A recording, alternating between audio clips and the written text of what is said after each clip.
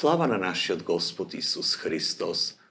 Со ова неделно Евангелие Господ сака да не поучи за една од централните вистини на христијанскиот живот. Евангелието не внесува во сцена каде едно младо момче доаѓа пред Исус со едно многу важно, суштинско, екзистенцијално прашање. Учителе, што треба да направам за да имам живот вечен? Замислете дека и ние сме таму, стоиме пред Исус, го слушаме ова прашање и момчето не потикнува и ние да се запрашаме истото. Господи, што треба да направам за да имам живот вечен, да бидам спасен? Исус најнапред го потсетува момчето, но и нас, на заповедите. Не убивај, не прелюбодејствувај, не кради, не сведочи лажно, почитувај го татко си, мајка си и сакај го ближниот свој. Исус не повикува сите да го преиспитаме собствениот живот и нашиот однос со ближниот. Да, може би не убиваме, но Исус не предупредува дека убивањето е и во абортусот, ефтаназијата, уништувањето на нечиј живот со зборови и дела.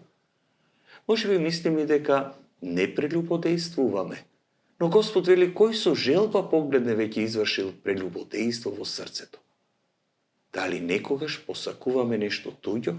Дали оговараме, дали зборуваме лажно? Евангелието денес не повикува да ја протресеме својата совест и да го исчистиме се она што е гнило во нас. Но Исус оди и чекор понатаму. Кога момчето му одговара дека ги исполнува заповедите, Господ му дава одговор на него, но и на нас. Ако сакаш да бидеш совршен, оди продај се што имаш, раздели го на сиромасите и дојди следи ме. Со ова Исус не повикува да го преиспитаме нашиот однос со Бога. Може би со ближните сме добри, но дали сме целосно слободни за Бога? Дали имаме еден Бог или во нашите срца служиме и на други господари, на богатството, на кариерата, на задоволствата? Исус не сака да сме без ништо, туку бара да се ослободиме од она што не врзува, што не држи заробени и не спречува да го следиме. Може би е тоа материјалното, може би горделивоста, навиките, работата. Секој од нас знае што го спречува. Младото момче си замина натажено, затоа што имаше многу имот.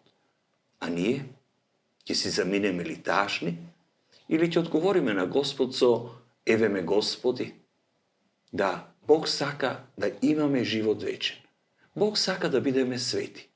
А светоста не е недостижна. Не е за некој друг, туку за нас, кои сме крстени и се нарекуваме христијани. За Бога ништо не е невозможно.